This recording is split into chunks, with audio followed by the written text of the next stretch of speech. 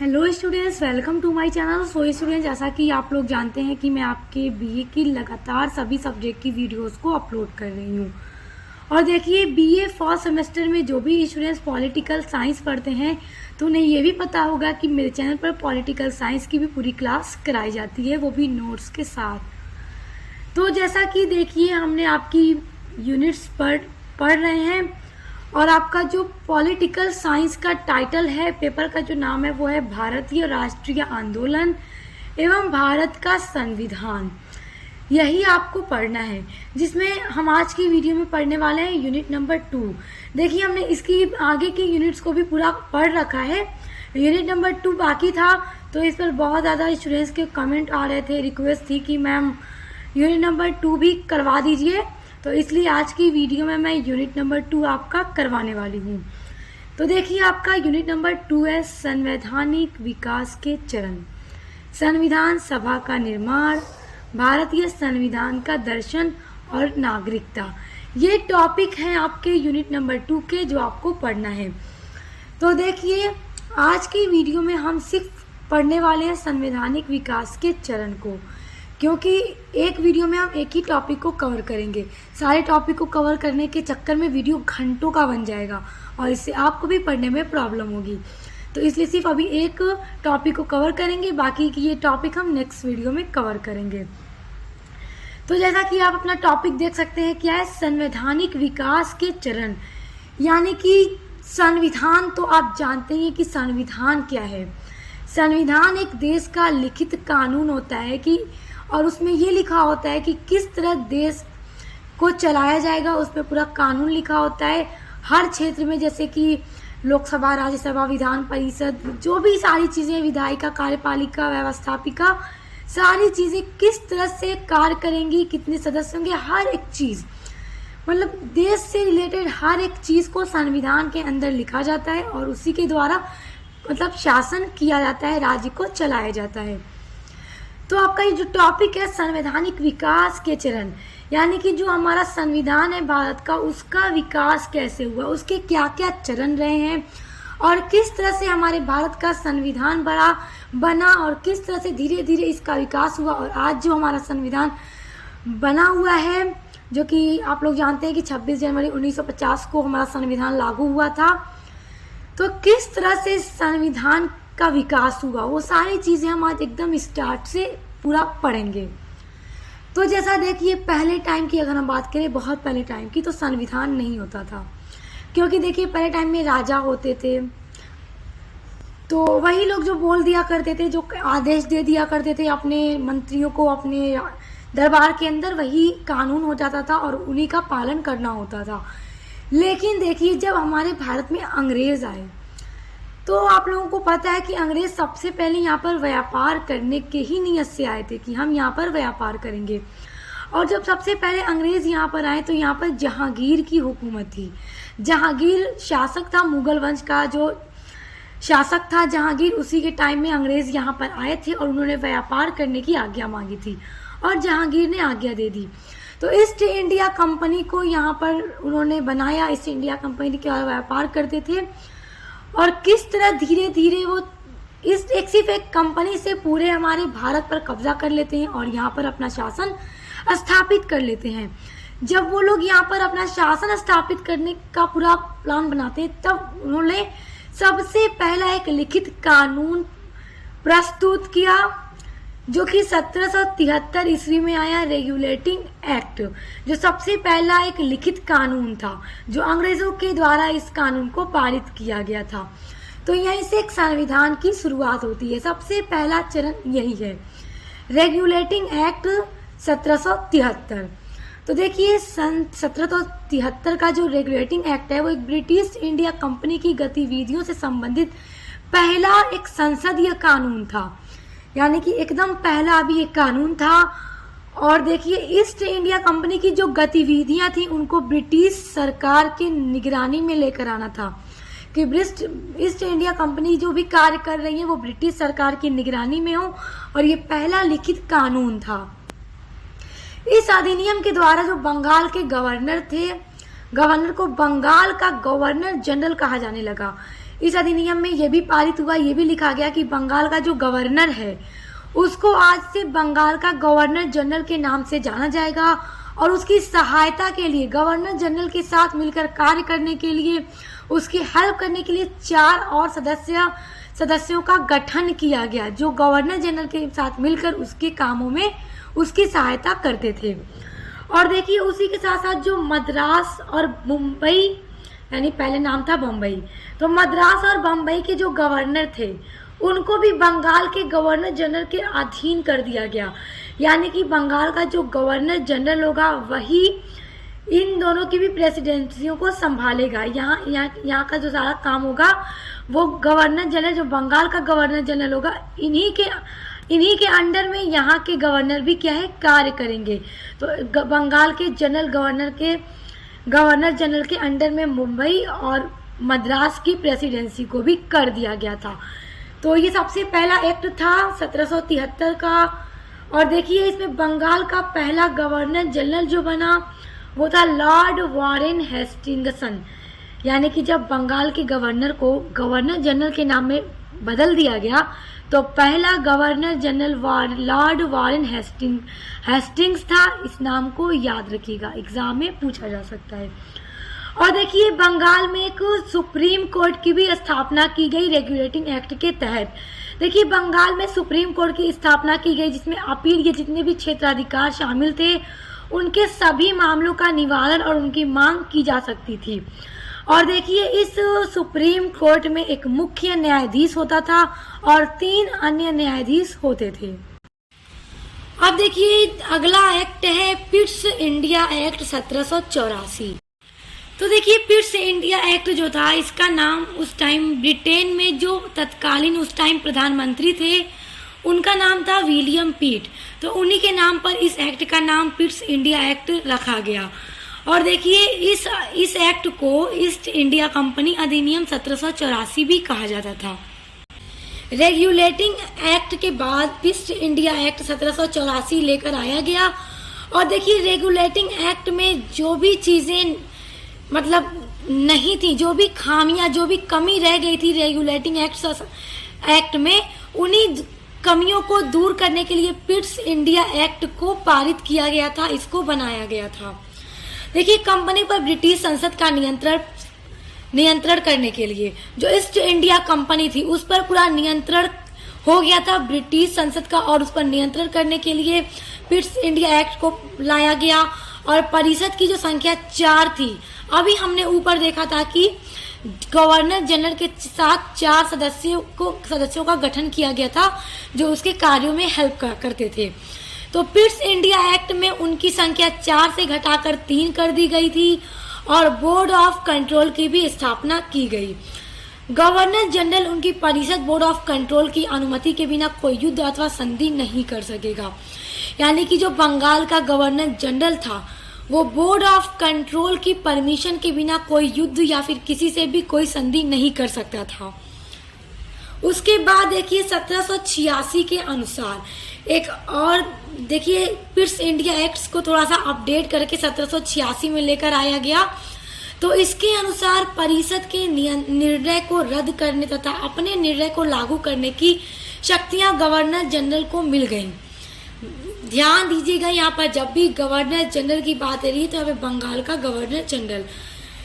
तो देखिए परिषद के पास जो भी परिषद निर्णय लेता था तो गवर्नर जनरल को 1786 के अनुसार पूरी ये शक्ति मिल गई कि वो परिषद का जो भी फैसला है, निर्णय है, उसको रद्द कर सकता था और उसकी जगह अपने निर्णय ले सकता था। और साथ ही साथ जो मुख्य सेनापति हुआ करता था तो मुख्य सेनापति की शक्तियां भी गवर्नर जनरल को दे दी गई थी और मुख्य सेनापति भी अब गवर्नर जनरल के अंडर में ही काम करता था।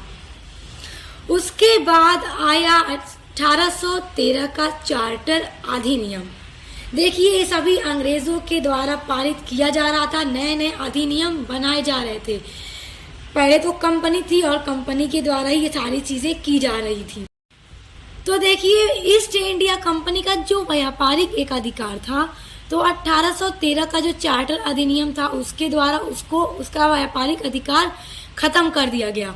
और उसके अलावा इस अधिनियम में ये भी था कि जो ईसाई मिशनरीज हैं वो भारत में ईसाई धर्म का प्रचार प्रसार कर सकते हैं, क्योंकि देखिए ब्रिटिश जो थे वो क्रिश्चियन ही होते थे।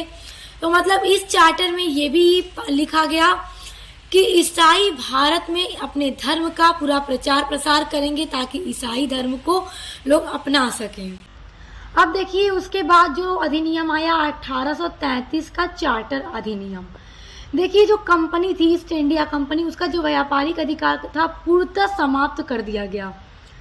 यानी कि व्यापारिक अधिकार अभी से पहले हमने देखा कि समाप्त कर दिया गया, लेकिन इस चार्टर में पूरी तरह से उसका जो व्यापार करने का अधिकार था वो खत्म कर दिया गया और कंपनी ने भारत में शासन स्थापित करना अपना उद्देश्य बनाया। यानी अभी तक उनका मकसद क्या था? व्यापार करना, लेकिन यहाँ पर व्यापारिक अधिकार इसलिए खत्म कर दिया गया कि अब कंपनी का पूरा उद्देश्य ये था कि अब वो भारत में अपना शासन स्थापित करेगा। यानी यहाँ पर ब्रिटिश शासन को स्थापित करना उनका उद्देश्य बन गया। तो उन्होंने इस अधिनियम के द्वारा इस चीज को मतलब लागू किया। अब देखिए जो बंगाल का गवर्नर जनरल था उसको भारत का गवर्नर जनरल बना दिया गया। यानी कि अभी तक वो सिर्फ बंगाल का गवर्नर जनरल था, तो अब उसकी जगह पर उसी को भारत का गवर्नर जनरल बना दिया कि पूरे भारत का मेन यही गवर्नर जनरल होगा। तो जो सबसे पहला भारत का गवर्नर जनरल बना वो थे लॉर्ड विलियम बेनकेट। तो नाम आपने सब याद रखना है कि कौन सबसे पहले गवर्नर जनरल बना और कौन सबसे पहले भारत का गवर्नर जनरल बना। तो सबसे पहला governor general Lord Warren Hastings थे और भारत का governor general Lord William banquet. अब देखिए उसके बाद जो अधिनियम आया था वो था 1853 ईस्वी का चार्टर अधिनियम। यहाँ पे जो हम सन देख रहे हैं ना कि इतने ईस्वी का, यानी कि इसी टाइम में उसको मतलब लाया गया था। तो ये जो चार्टर अधिनियम था वो 1853 ईस्वी में लाया गया था और ये देखिए अंतिम चार्टर अधिनियम था। यानी कि इस अधिनियम में कंपनी शासन को पूरी तरह से समाप्त किया जा सकता है। यानी इस अधिनियम में ये आया कि कंपनी का जो शासन है, ईस्ट इंडिया कंपनी का जो शासन है उसको कभी भी अब खत्म किया जा सकता है, क्योंकि अब उन्हें ऐसा लगने लगा था कि ईस्ट इंडिया कंपनी के शासन की हमें ज़रूरत नहीं है, उसकी उतनी पोजीशन अब सही नहीं है, अब उसको ख़त्म कर देना चाहिए और उसको कभी भी अब ख़त्म किया जा सकता था, क्योंकि उसका व्यापारिक अधिकार तो इससे पहले वाले चार्टर में ख़त्म ही कर दिया गया। अब इस वाले अधिनियम में ये आया कि कभी भी शासन कंपनी के शासन को ख़त्म किया जा सकता है। और उसके अलावा जो कोर्ट ऑफ डायरेक्टर्स थे उनमें सदस्यों की संख्या 24 से घटाकर 18 कर दी गई। उसके बाद जो अगला अधिनियम आया वो था 1858 ईस्वी का भारत शासन अधिनियम। अब देखिए जो 1853 का चार्टर अधिनियम था वो अंतिम आखिरी चार्टर अधिनियम था जो अभी तक कंपनी से रिलेटेड चीजें आ रही थी, मगर अब उनका क्या उद्देश्य बन चुका था कि अब भारत में अपना शासन स्थापित करना है, ब्रिटिश शासन स्थापित करना है। तो उन्होंने अंग्रेजों ने 1858 ईस्वी में भारत शासन अधिनियम को लागू किया। और देखिए 1857 ईस्वी के विद्रोह के बाद ईस्ट इंडिया कंपनी को खत्म कर दिया गया, क्योंकि हमने देखा कि ईस्ट इंडिया कंपनी को कभी भी खत्म किया जा सकता था। और आप सभी लोग जानते हैं कि 1857 ईस्वी में जो विद्रोह हुआ था उस विद्रोह के बाद ईस्ट इंडिया कंपनी का जो शासन था वो भारत में पूरी तरह से खत्म कर दिया गया तथा भारत का शासन सीधे ब्रिटिश क्राउन के हाथों में चला गया। यानी कि भारत को चलाने की शक्ति थी वो सीधे ब्रिटिश क्राउन के हाथों में चला गया। उस टाइम महारानी विक्टोरिया थी, तो उनके हाथों में भारत का शासन की पूरी भागदौड़ चली गई, रस्सी चली गई। वो अब भारत में शासन करने लगेंगी, यानी कि उनके हाथ में चला गया सीधे। देखिए, और जो 1858 ईस्वी का भारत शासन अधिनियम था वो इसीलिए बनाया गया कि अब भारत में कंपनी को खत्म करो और भारत में अपना ब्रिटिश शासन स्थापित करो। और इसी अधिनियम के बाद सीधे हमारे भारत का जो शासन करने की जो शक्ति थी वो सीधे ब्रिटिश क्राउन के हाथों में चली गई। और जो बोर्ड ऑफ कंट्रोल बनाया गया था उसको भी खत्म कर दिया गया, यानी कि अब बोर्ड ऑफ कंट्रोल की भी ज़रूरत नहीं है, उसको भी इस अधिनियम में ख़त्म कर दिया गया। और गवर्नर जनरल को अब वायसराय के नाम से जाना जाने लगा। यानी कि आप ध्यान देते रहिएगा, सबसे पहले गवर्नर से जनरल गवर्नर, फिर गवर्नर जनरल से भारत का गवर्नर जनरल, अब उस गवर्नर जनरल से उसको भारत का वायसराय के नाम से जाना जाने लगा। और जो भारत का सबसे पहला वायसराय बना वो थे लॉर्ड कैनिंग। तो आपने याद करना है कि भारत का पहले वायसराय कौन थे, तो लॉर्ड कैनिंग थे। अब इसके बाद जो अधिनियम आया वो था 1861 ईस्वी का भारत परिषद अधिनियम। अब देखिए, भारत का शासन तो अब ब्रिटिश क्राउन के हाथों में चला गया। अब उसके बाद भारत परिषद अधिनियम 1861 लेकर आया गया, जिसमें वायसराय को पहली बार अध्यादेश जारी करने की शक्ति मिल गई। जो वायसराय था उसको अध्यादेश जारी करने की पूरी शक्ति मिल गई, और वो भी ये शक्ति पहली बार अभी वायसराय को दी गई थी। और मुंबई और मद्रास प्रेसिडेंसी को पुनः विधायी शक्तियां प्रदान कर भारत में विकेंद्रीकरण की शुरुआत कर दी गई। यानी कि जो मुंबई और मद्रास की प्रेसिडेंसी थी उसको बंगाल के गवर्नर जनरल के अधीन कर दिया गया था। तो दोबारा से मुंबई और मद्रास को उनकी प्रेसिडेंसी विधायी शक्तियां जो थी प्रदान कर दी गई, और भारत में विकेंद्रीकरण की शुरुआत भी कर दी गई। और कानून बनाने की प्रक्रिया में भारतीय प्रतिनिधियों को भी अब शामिल किया जाने लगा 1861 भारत परिषद अधिनियम के द्वारा।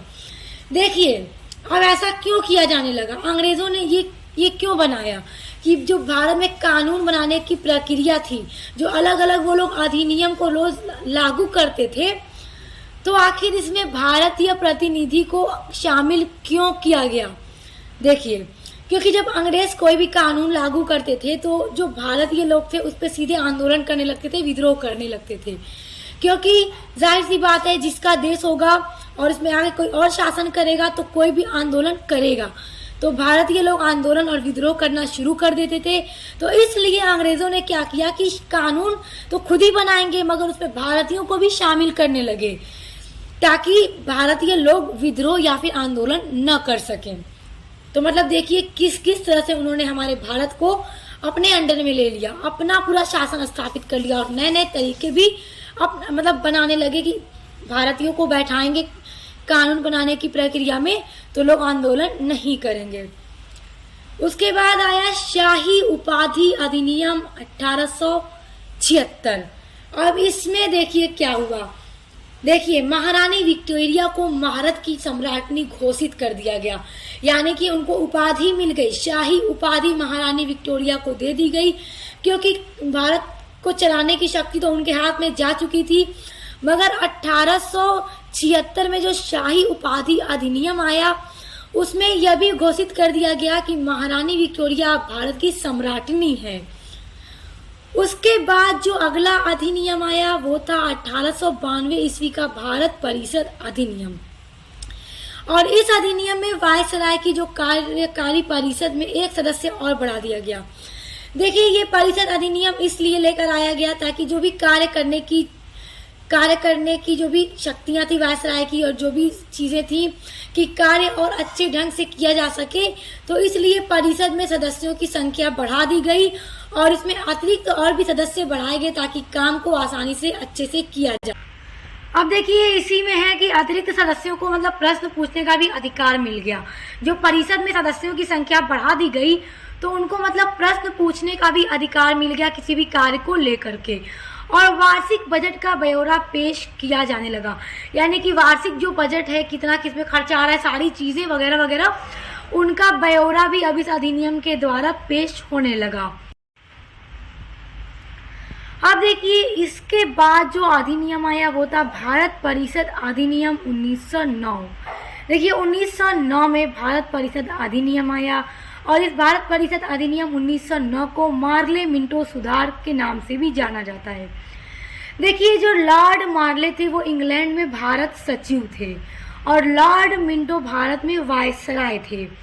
तो इन दोनों लोगों ने मिलकर क्या किया कि इस अधिनियम के पीछे इन्हीं लोगों का हाथ था, जिसमें इन्होंने क्या किया कि पहली बार भारत में पृथक निर्वाचन प्रणाली की शुरुआत हुई। जो निर्वाचन होता था सदस्यों को चुनने के लिए, उसको पृथक निर्वाचन की प्रणाली की शुरुआत सबसे पहली बार भारत में हुई, और इसमें सबसे पहले मुसलमानों को शामिल किया गया, यानी कि मुस्लिम उम्मीदवार के लिए सिर्फ मुस्लिम लोग ही वोट दे सकते हैं। तो ये मार्ले मिंटो सुधार के नाम से भी जाना जाता है।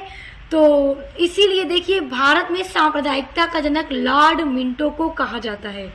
लॉर्ड मिंटो जो भारत का वायसराय था, क्योंकि ये जो अधिनियम आया था इन्हीं लोगों ने अलग अलग सुधार करने के लिए कि क्या क्या चीज़ों में क्या सुधार किया जाए, क्या नया नया और कानून बनाया जाए, तो इसीलिए इस अधिनियम को मार्ले मिंटो सुधार भी कहा जाता है।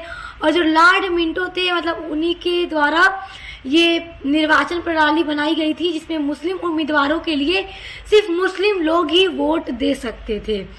इसीलिए भारतीय सांप्रदायिकता, जो भारत में सांप्रदायिकता का जनक है, उसे लॉर्ड मिंटो को ही कहा जाता है।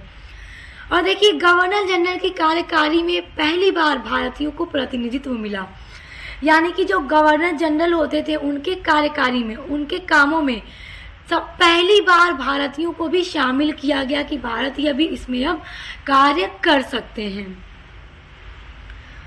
उसके बाद देखिए 1919 का भारत शासन अधिनियम लागू हुआ और इस 1919 के भारत शासन अधिनियम को मंगेटियो चेम्सफोर्ड सुधार के नाम से भी जाना जाता है।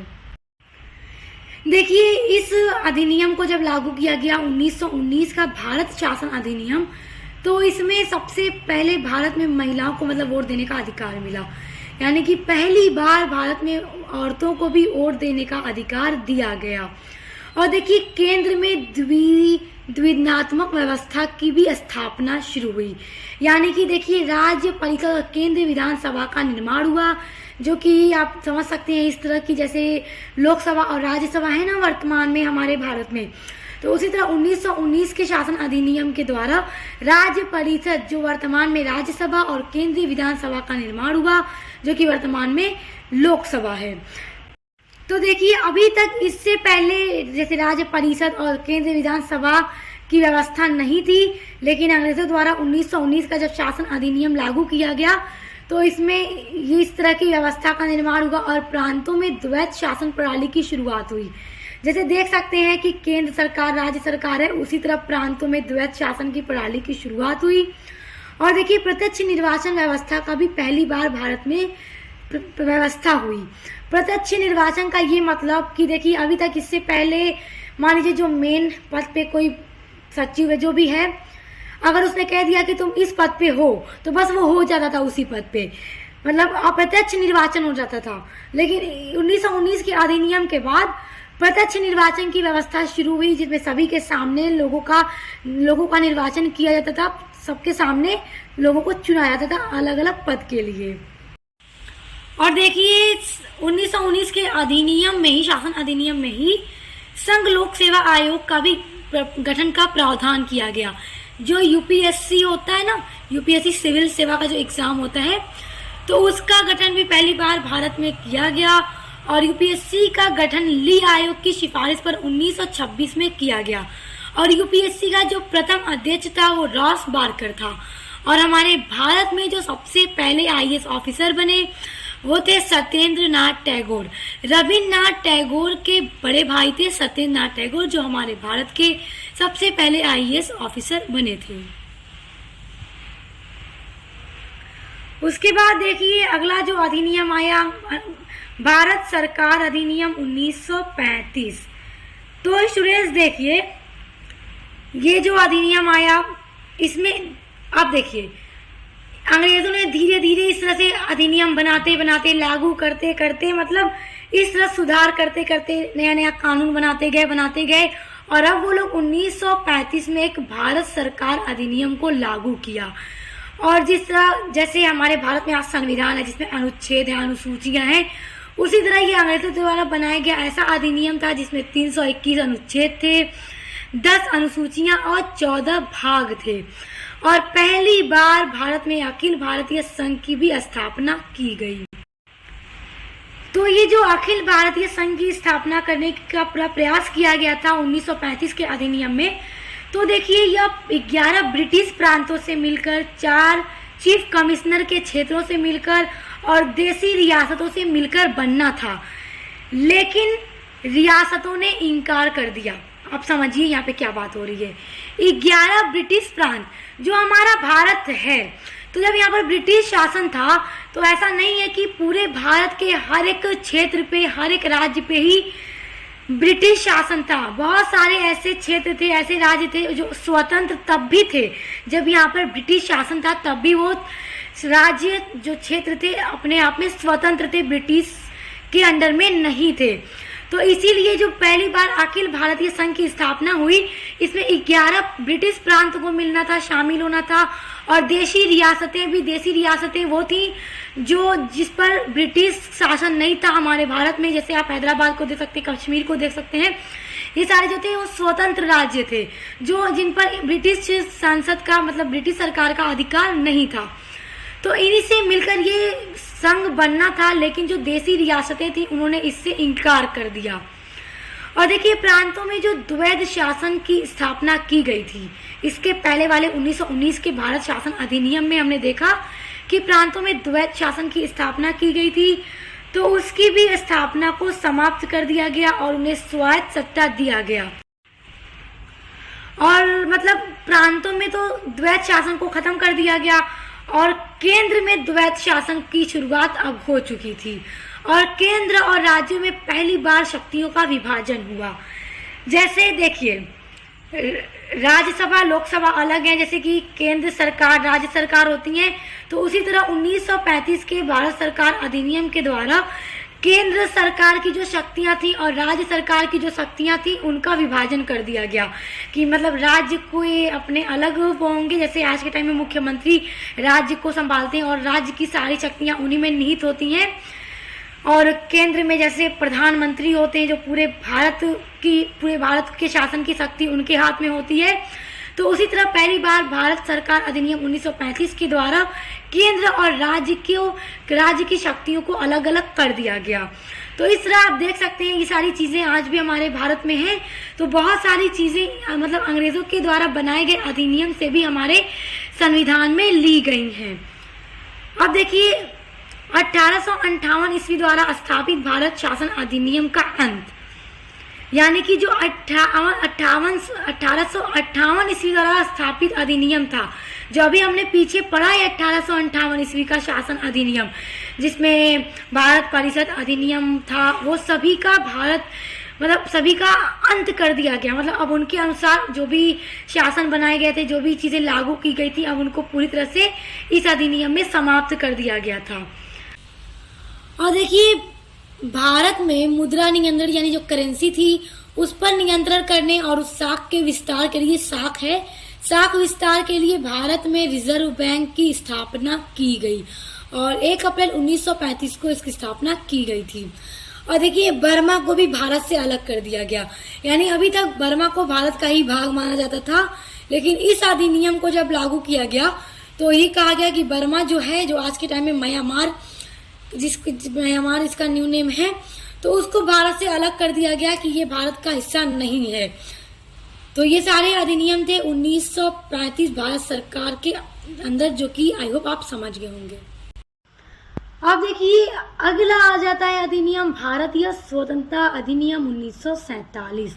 देखिए 1935 में तो भारत सरकार अधिनियम अंग्रेजों के द्वारा लागू किया गया, लेकिन भारतीय स्वतंत्रता अधिनियम 1947 यानी कि अब उन्हें लगा कि हाँ हमें भारत को आज़ाद कर देना चाहिए, क्योंकि हमारे देश के महापुरुषों ने, लीडर्स ने इतने आंदोलन किए हमारे राष्ट्र को आज़ाद कराने के लिए। तो देखिए 18 जुलाई 1947 ईस्वी को ब्रिटिश संसद द्वारा जो भारतीय स्वतंत्रता अधिनियम 1947 था उसको पारित कर दिया गया। और देखिए जब इसको पारित किया गया तो 14 और 15 अगस्त 1947 को ब्रिटिश भारत, जो अभी तक ब्रिटिश भारत था, वो भारत व पाकिस्तान 2 अलग अलग राष्ट्रों के रूप में आज़ाद हो गया। और पाकिस्तान में 14 अगस्त को इंडिपेंडेंस डे मनाया जाता है और हमारे भारत में 15 अगस्त को इंडिपेंडेंस डे मनाया जाता है। और देखिए वायसराय का जो पद था अब उसको फिर से समाप्त कर दिया गया, भारत में खत्म कर दिया गया और उसके स्थान पर गवर्नर जनरल का पद सृजित किया गया। और देखिए स्वतंत्र भारत के प्रथम और जो आखिरी ब्रिटिश गवर्नर जनरल थे वो लॉर्ड माउंटबेटन थे, तो याद रखिएगा, स्वतंत्र भारत के पहले और आखिरी ब्रिटिश गवर्नर जो गवर्नर जनरल थे वो लॉर्ड माउंटबेटन थे। उसके बाद देखिए भारत सचिव का जो पद था उसको भी पूरी तरह से खत्म कर दिया गया और नए संविधान के बनने तक 1935 की जो अधिनियम था उसी के अनुसार भारत में शासन किया गया। और देखिए जो भारत 1935 भारत सरकार अधिनियम था वो अंग्रेजों के द्वारा ही बनाया गया था। तो जब तक हमारा भारत का नया कानून बनना था तब तक इसी अधिनियम के द्वारा शासन किया गया था हमारे भारत में। और फिर 26 जनवरी 1950 को हमारा अपना संविधान लागू हो गया और उस दिन को हम रिपब्लिक डे के रूप में सेलिब्रेट करते हैं हर ईयर 26 जनवरी को। और भारत के संविधान को लिखने में पूरे 2 साल 11 महीना और 18 दिन लगे थे। सो स्टूडेंट्स, आज की वीडियो में हमने भारत के जो संविधान का विकास के चरण को एकदम स्टार्ट से लेकर पूरा एंड तक देखा एंड आई होप आपको सारी चीजें बहुत अच्छे से समझ में आ गई होंगी। सो स्टूडेंट्स, जो आपका नेक्स्ट टॉपिक है इसमें वो है संविधान सभा का निर्माण, यानी कि अब हमारे भारत का संविधान का निर्माण किस तरह से हुआ। तो सारी चीजें आपको नेक्स्ट वीडियो में पढ़नी है, तो वो सारी चीजें हम नेक्स्ट वीडियो में पढ़ेंगे। तो उसको पढ़ने के लिए आप चैनल को सब्सक्राइब करके बेल आइकन को प्रेस कर लीजिए ताकि आने वाले वीडियोस के नोटिफिकेशन आपको मिलते रहें। और मिलते हैं नेक्स्ट वीडियो के साथ।